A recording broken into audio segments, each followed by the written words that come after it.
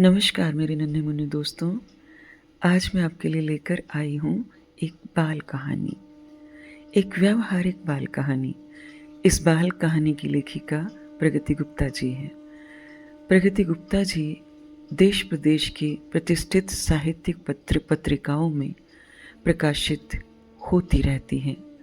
आकाशवाणी से उनकी कहानियों का नियमित प्रसारण होता है।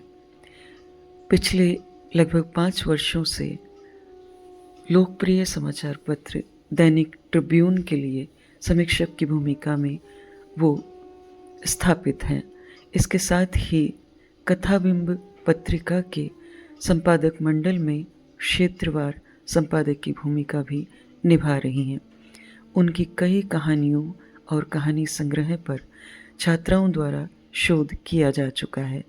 उनके कहानी संग्रह स्टेपल्ड पर्चियाँ का राजस्थानी सिंधी अकादमी द्वारा अनुवाद भी किया जा चुका है। उन्होंने कई कहानी संग्रह, कहानियाँ, लघु उपन्यास व लेख लिखे हैं जिन्हें पुरस्कार भी प्राप्त हो चुके हैं। तो आज प्रस्तुत करती हूँ उनकी यह बाल कहानी चौकन्ना। मुंबई की एक छोटी सी खोली में रामू अपनी माँ के साथ रहता था। उसका स्कूल घर से 4 किलोमीटर की दूरी पर था। वह पैदल ही स्कूल से घर आता और जाता था।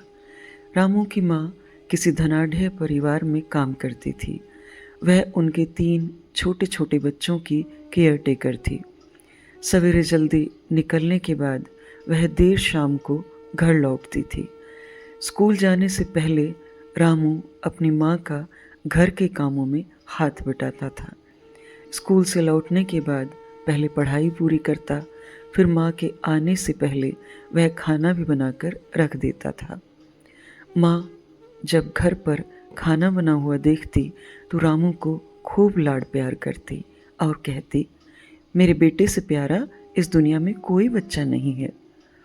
नन्ही सी जान, छोटी सी उम्र से अपनी माँ का कितना ख्याल रखता है। मैं तो उसे अच्छे से प्यार भी नहीं कर पाती, इतना समय ही नहीं दे पाती। रामू माँ की गोदी में दुबक कर अपने पिता की कमी को भूल जाता। उसके पिता की एक दुर्घटना में मृत्यु हो गई थी। पिता के जाने से वह कम उम्र में ही बड़ा और समझदार हो गया था। वह खाली होने पर ही अपने हम उम्र बच्चों के साथ खेलने जाता था। माँ के लाड करने पर वह कहता, मेरी माँ से ज़्यादा प्यारी माँ कोई नहीं है जो अपने बेटे को पढ़ाने, खिलाने और पिलाने के लिए इतनी दूर काम करने जाती है। मैं तो स्कूल से आने के बाद घर पर ही रहता हूँ। मैं थोड़ा सा काम करने से बिल्कुल नहीं थकता हूँ माँ। रामू की बातें सुनकर उसकी माँ का रोना छूट जाता। उसका अधिकांश समय तो दूसरों के बच्चों को प्यार लुटाने में ही गुजर जाता था। उसके लिए तो रविवार की भी छुट्टी नहीं थी। वह जब तक घर लौटती थी रामू के सोने का समय हो जाता था या वह सो ही जाता था। रामू के पास की खोली में उनका दूर का रिश्तेदार रहता था। वह जब भी रामू को अकेले देखता उनके घर आ जाता, उसे चॉकलेट, टॉफ़ी देकर बरगलाने की कोशिश करता था। रामू जब छोटा था उसकी बातों में आ भी जाता था। वह टॉफ़ी, चॉकलेट खाने के लालच में उसकी बातों को चटकारे लेकर सुनता था। कई बार वह उसे घुमाने भी लेकर गया, उसे झूला झुलाया और बच्चों की पिक्चर भी दिखाई। रामू तब उसकी लुभावनी बातों में आ जाता था। थोड़ा बड़ा होने पर उसे बहुत कुछ अच्छा और बुरा समझ आने लगा। एक दिन उसने माँ के लिए बहुत गंदी बात बोली, रामू, तेरी माँ दूसरों के बच्चे पालती है, तेरा तो ख्याल ही नहीं रखती। सवेरे से रात तक कहाँ रहती है तुझे क्या पता। तू घर की सफाई करता है, खाना बनाता है, सारे काम तो तू ही करता है, वह तो मौज करती है। रामू सचेत होकर उसे सुनता रहा। जब रामू ने कोई प्रतिक्रिया नहीं दी तो रिश्तेदार आगे बोला, रामू, तू मेरे साथ चला कर, खूब मस्ती करवाऊंगा। अपनी बात बोलकर उसने रामू के नेकर की पॉकेट में कुछ रुपये रख दिए। रामू को उसका ऐसा करना अच्छा नहीं लगा। रामू चौकन्ना हो गया। जब उसने रिश्तेदार से रुपया मांगा ही नहीं था तो उन्होंने क्यों रखा? इस प्रश्न के दिमाग में आते ही रामू को स्कूल की मैडम की बातें याद आ गई। उन्होंने हर बच्चे को आगाह किया था, सब बच्चों को गंदे लोगों और उनकी हरकतों को समझने के लिए चौकन्ना रहना चाहिए। गलत मानसिकता के लोग बच्चों को लालच देकर गलत काम करवाते हैं। जो लोग बच्चों को गंदी बातें सिखाएं, उनकी शिकायत अपने मम्मी पापा से ज़रूर करें।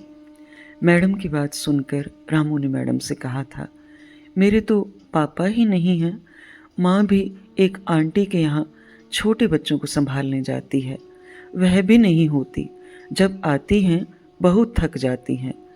रामू की बात सुनकर मैडम ने उसके सिर पर हाथ फेर कर कहा, बेटा, माँ अगर काम पर जाती है तो कोई बात नहीं, वह तुम्हें पढ़ाने के लिए बहुत मेहनत करती हैं ताकि तुम्हें पढ़ा सकें, तुम्हारे शरीर को कपड़ों से ढक सकें। वह तुम्हारे मन और शरीर दोनों का ख्याल रखती हैं। अगर कभी तुम्हें कोई परेशान करे तो मुझे आकर बता सकते हो। रामू को मैडम की बातों ने प्रभावित किया था। उनकी बातें उसके दिमाग में बैठी हुई थीं। जैसे ही टीचर की बातों ने दिमाग में उमड़ घुमड़ की, वह चौकस हो गया। एकाएक रिश्तेदार अंकल पर उसकी नज़र पड़ी। वह बहुत गंदे तरीके से मुस्कुरा रहा था। रामू ने अपनी जेब से रुपया निकालकर ज़मीन पर रख दिया। फिर उसने गुस्से में कहा, आप निकल जाइए मेरी खोली से, यहाँ कभी मत आइए। मैं आपकी शिकायत माँ से करूँगा। मेरी माँ दुनिया की सबसे अच्छी माँ है, आप ही गंदे हैं। रामू का गुस्सा देखकर अंकल सकपका गए। वह चुपचाप अपनी खोली में चले गए। अंकल के जाते ही रामू के आंसू आ गए। एकाएक रामू ने अपने आंसुओं को पोंछ लिया। अब वह सोच रहा था कि माँ को अगर यह सब बातें बताऊंगा तो वह काम पर कैसे जाएंगी। उसने खुद ही ऐसे लोगों से सामना करने का मन बना लिया। अब वह बुदबुदा रहा था, माँ, जब भी मुझे लगा मैं लड़ नहीं पा रहा हूँ, आपको सब बातें ज़रूर बताऊंगा। मेरा तो आपके अलावा कोई नहीं है। बच्चों, इस कहानी का सबक आपको भी याद रखना चाहिए। हर बच्चे को बहुत चौकन्ना रहना चाहिए ताकि कोई उन्हें गलत काम करने के लिए उकसा नहीं सके।